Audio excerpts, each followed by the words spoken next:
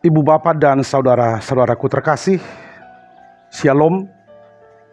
Salam jumpa kembali di minggu kita hari ini, Minggu Judika 26 Maret 2023.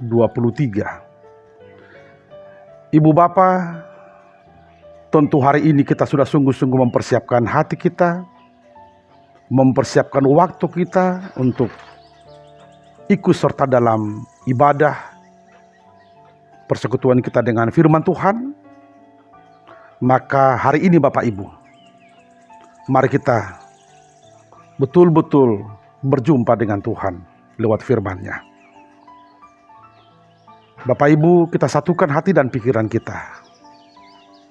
Kita akan bersekutu dengan firman Tuhan, maka kita bersatu di dalam doa. Damai sejahtera Allah yang melampaui segala akal dan pikiran manusia, itulah kiranya yang menguasai hati dan pikiranmu di dalam Yesus Kristus. Amin. Yehezkel 45 ayat 9 sampai 17. Mari Bapak Ibu, kita buka Alkitab kita. Saya akan bacakan nas khotbah kita hari ini, dan mari kita ikuti dalam hati kita masing-masing. Inilah firman Tuhan untuk minggu kita, Minggu Judika, salah satu minggu dalam rangkaian minggu-minggu Pasion. Yehezkel 45 ayat 9 sampai 17. Beginilah firman Tuhan Allah. Cukuplah itu, hai raja-raja Israel. Jauhkanlah kekerasan dan aniaya, tetapi lakukanlah keadilan dan kebenaran. Hentikanlah kekerasanmu yang mengusir umatku dari tanah miliknya. Demikianlah firman Tuhan Allah. Neraca yang betul, eva yang betul, dan bat yang betullah patut ada padamu. Sepatutnya lah eva dan bat mempunyai ukuran yang sama yang ditera, sehingga satu bat isinya 1/10 homer, dan satu eva ialah 1/10 homer juga. Jadi menurut homer lah ukuran itu ditera. Bagi kamu, satu sikal sepatutnya sama dengan 20 gera. 5 sikal, ya 5 sikal, dan 10 sikal, ya 10 sikal. Dan 50 sikal adalah 1 mina. Inilah persembahan khusus yang kamu harus persembahkan.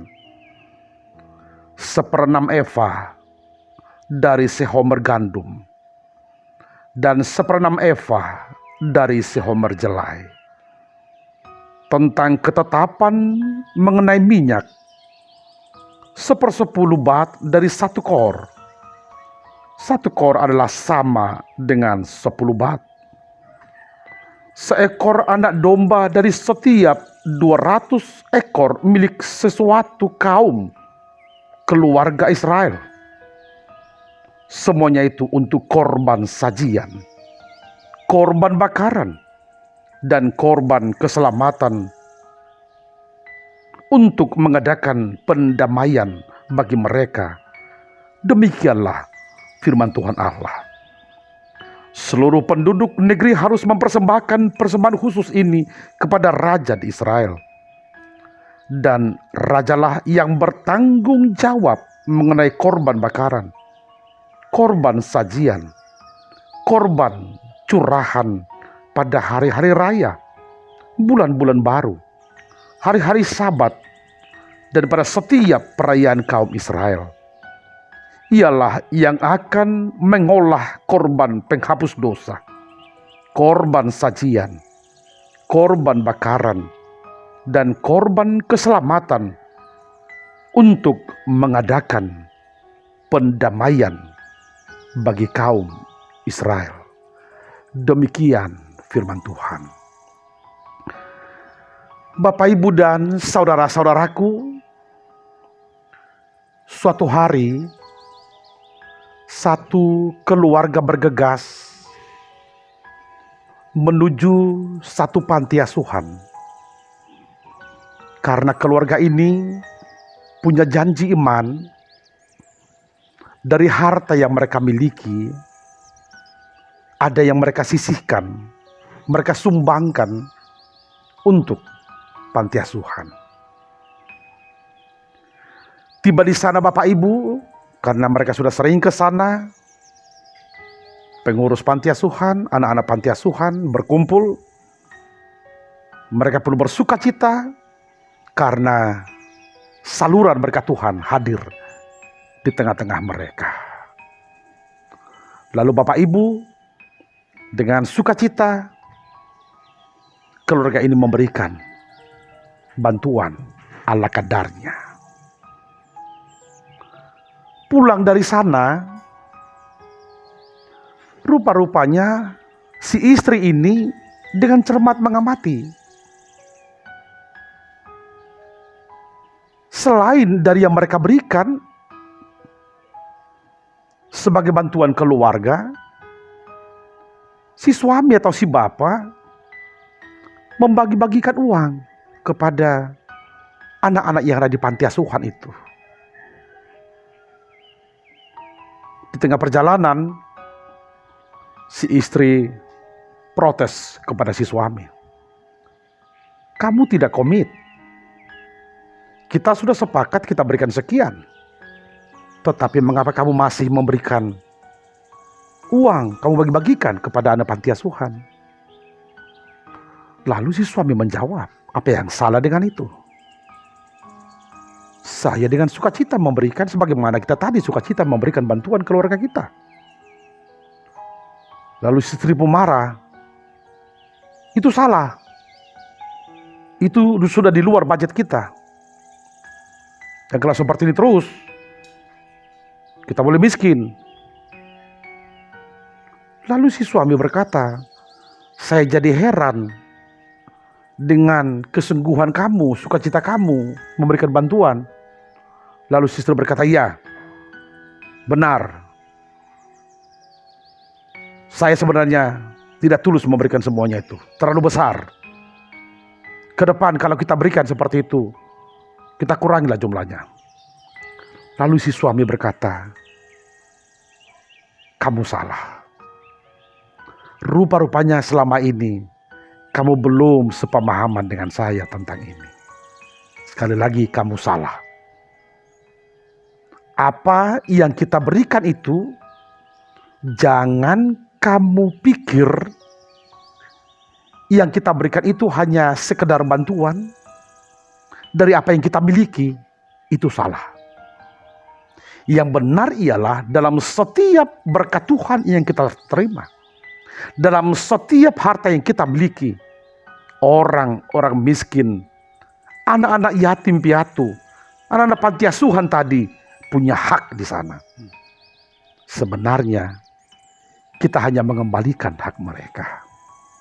Dan puji Tuhan, kalau Tuhan masih memperkenankan kita untuk mengembalikan hak mereka. Hanya itu yang kita lakukan. Bapak, Ibu, dan saudara-saudaraku, apa yang mau kita lihat di sana?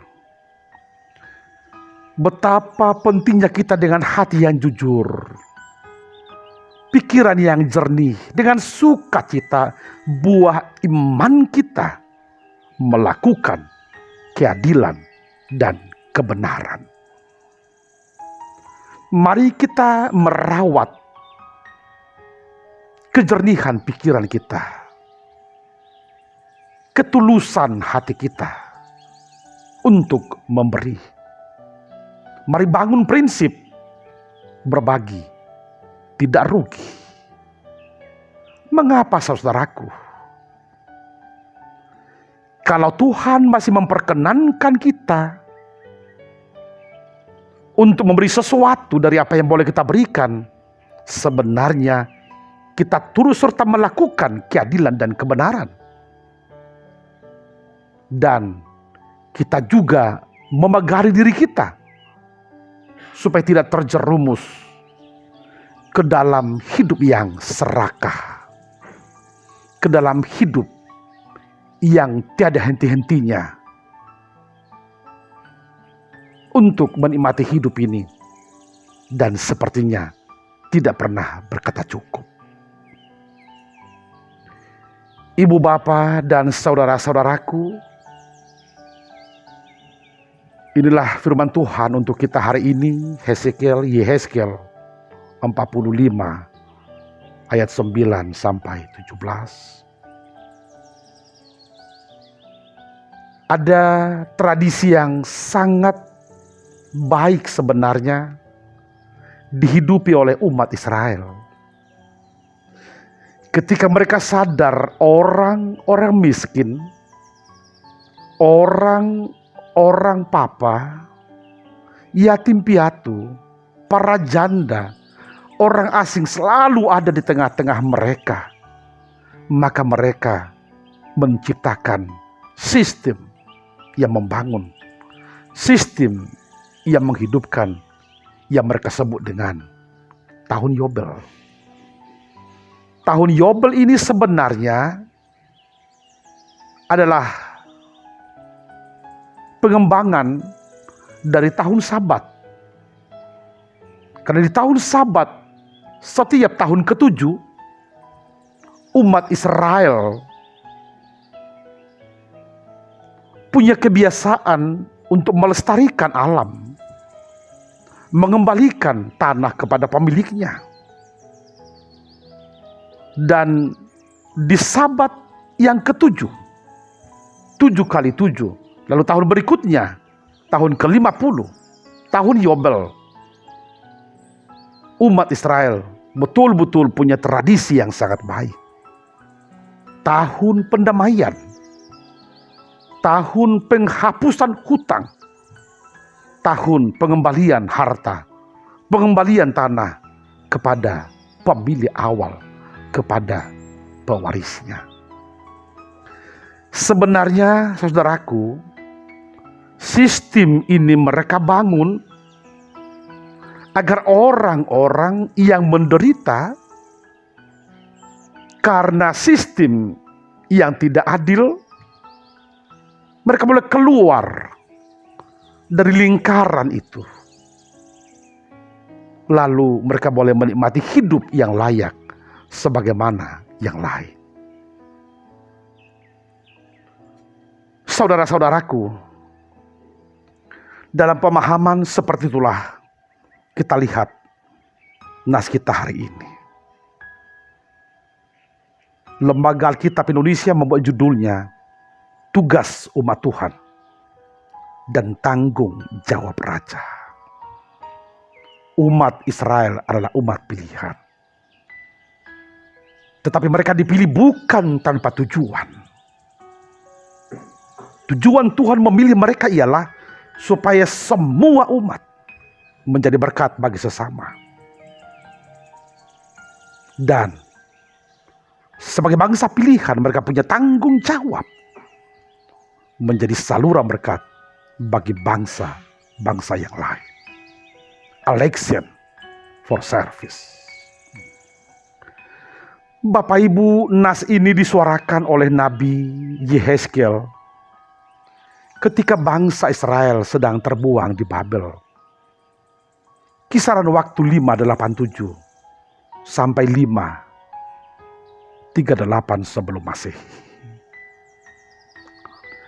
Ada dua hal yang boleh kita lihat melatar belakangi nas ini. Yang pertama, begitu banyaknya kaum Anawim, kaum Ebion di tengah-tengah umat Israel. Mereka ini sebenarnya mengkristal menjadi satu komunitas, yaitu orang-orang kecil, orang-orang miskin, para janda yang hidup menderita. Mereka mencari keadilan, memohon pertolongan dari para pemimpin bangsa, pemimpin agama, tokoh masyarakat. Tetapi mereka tidak memperoleh pertolongan. Kecewa dengan realitas. Akhirnya mereka pindah ke pedalaman-pedalaman, dan jadilah mereka kaum termarginalkan, kaum marginal. Bapak Ibu, ternyata fenomena seperti ini terus terbawa-bawa sampai ke pembuangan. Begitu banyak orang yang menderita. Latar belakang yang kedua ialah umat Israel dan terutama para nabi hamba Tuhan tidak pernah ragu menyuarakan, mengingatkan bahwa salah satu penyebab mereka terbuang ialah kegagalan para pemimpin mereka, kegagalan para raja mengemban tugas dan tanggung jawab mereka sebagai gembala atas umat yang diberikan Tuhan kepada mereka. Itu sebabnya dalam nas ini Nabi Yehezkel menyuarakan betapa pentingnya umat Israel sungguh-sungguh membuang jauh-jauh kekerasan dari kehidupan mereka. Semua punya tugas untuk melakukan, untuk menegakkan, untuk membangun keadilan dan kebenaran. Dalam nas kita ini Bapak Ibu, kita belum melihat begitu detail disuarakan, disinggung oleh Nabi Yehezkel ukuran-ukuran harga, takaran-takaran yang ada dari barang-barang yang mereka jual. Yehezkel mau mengingatkan mereka, jangan pernah bermain-main dengan takaran-takaran itu. Semua harus jujur. Karena kalau tidak, ada banyak orang yang korban, ada banyak orang yang menderita, terutama kaum miskin, kaum yang lemah, orang-orang kecil. Mereka juga diajak untuk dengan sukacita memberikan kurban, memberikan persembahan sebagai ucapan syukur mereka kepada Tuhan. Ada persembahan khusus di mana persembahan ini dikhususkan kepada para hamba Tuhan, kepada para pelayan yang telah mengabdikan dirinya melayani di bait suci, melayani peribadahan jemaat. Bapak Ibu, salah satu yang diharapkan oleh Nabi Yehezkel ialah komunitas damai untuk semua. Mereka harus sungguh-sungguh mengadakan pendamaian di tengah-tengah umat sebagai umat pilihan Tuhan. Bapak, Ibu, dan saudara-saudaraku, inilah firman Tuhan untuk kita hari ini di minggu kita, Minggu Judika. Bapak Ibu, sebagaimana nama minggu kita Judika, sebenarnya terminus teknikus hukum.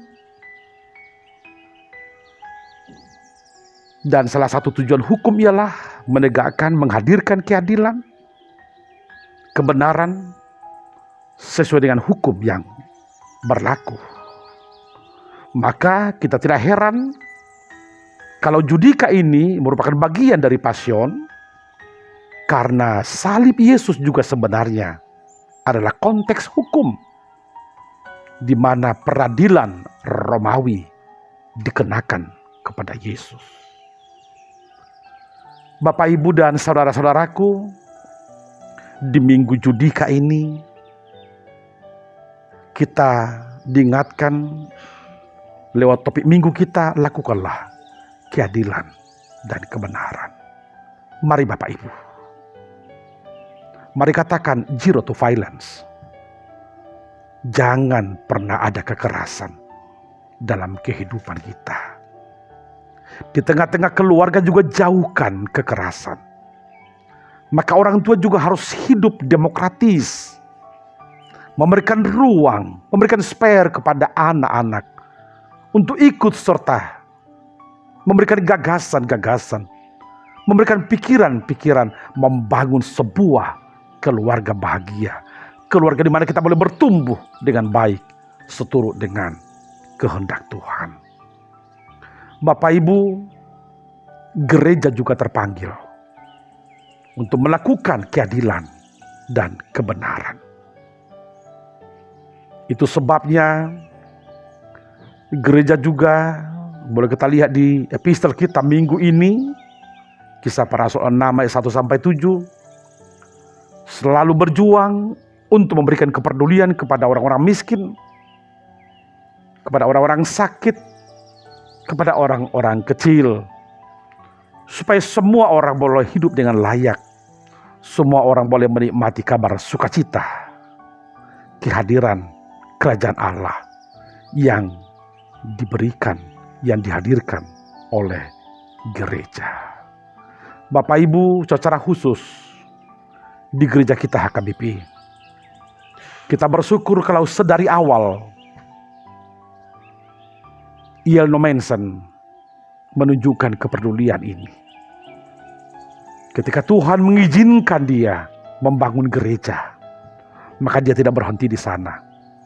Serta-merta sekolah dan rumah sakit atau tempat pengobatan juga dia bangun. Apa artinya itu? Pelayanan itu holistik, menyeluruh. Tidak hanya kebutuhan spiritual, tetapi juga membangun intelektual, mengikis kebodohan, dan juga merawat tubuh yang sehat. Hingga secara lengkap boleh bersama-sama memuji dan memuliakan nama Tuhan. Bapak Ibu, di minggu-minggu Passion ini, mari kita punya komitmen. Dalam setiap aktivitas kita, setiap kegiatan pekerjaan kita, mari tegakkan keadilan dan kebenaran. Adil artinya semua orang boleh menikmati apa yang menjadi haknya. Benar artinya seturut dengan firman Tuhan, dengan kehendak Tuhan yang dituangkan dalam aturan-aturan, hukum-hukum yang berlandaskan firman Tuhan. Bapak Ibu, kita harus bahagia ketika Tuhan mengizinkan kita ikut serta melakukan keadilan dan kebenaran ini. Mari mohon pertolongan dari Tuhan. Inilah salah satu persiapan kita untuk menyongsong peringatan kematian Yesus dan Paskah. Setelah minggu Judika ini kita akan masuk ke Palmarum, minggu terakhir di minggu Passion. Maka Bapak Ibu, mari dengan sungguh-sungguh menjalani masa-masa Passion ini dengan menegakkan keadilan dan kebenaran. Mari dengan sungguh-sungguh mendekatkan diri kepada Tuhan, menjaga keheningan hati dan pikiran kita, hingga kita betul-betul pada waktunya menerima Yesus yang menjadi jalan keselamatan kita, yang mati di kayu salib untuk menyelamatkan kita, orang berdosa yang percaya kepadanya. Selamat Minggu Judika, selamat berkarya, selamat beraktivitas. Tuhan memberkati, amin. Kita berdoa. Bapa di sorga, kami bersyukur atas ibadah kami di minggu hari ini, Minggu Judika. Terima kasih Tuhan, kami kembali boleh punya waktu, punya kesempatan untuk ikut ambil bagian dalam ibadah hari ini. Terima kasih Tuhan atas firman-Mu yang sudah kami dengar.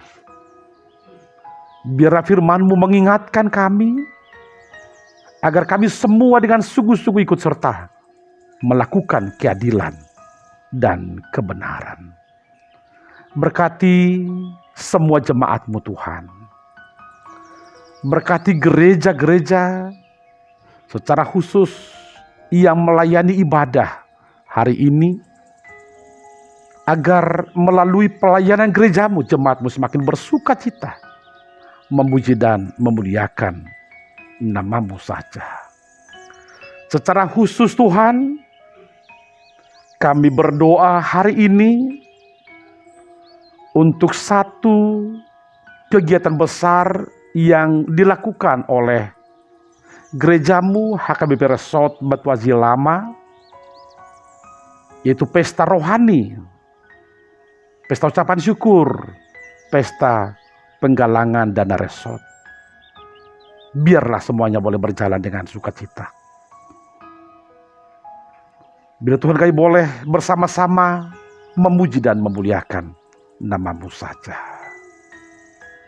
Kami mohon Tuhan, Roh Kudus-Mu senantiasa memimpin hati dan pikiran kami, hingga semua jemaat-Mu di HKBP Resort Batu Aji Lama ini boleh sungguh-sungguh merasakan berkat-Mu, boleh sungguh-sungguh melihat kebesaran dari resort ini, dan kami boleh bersama-sama memuji dan memuliakan nama-Mu saja. Kami serahkan kehidupan kami, seluruh agenda hidup kami hanya ke dalam tangan Tuhan. Dalam Yesus kami berdoa dan mengucap syukur. Amin.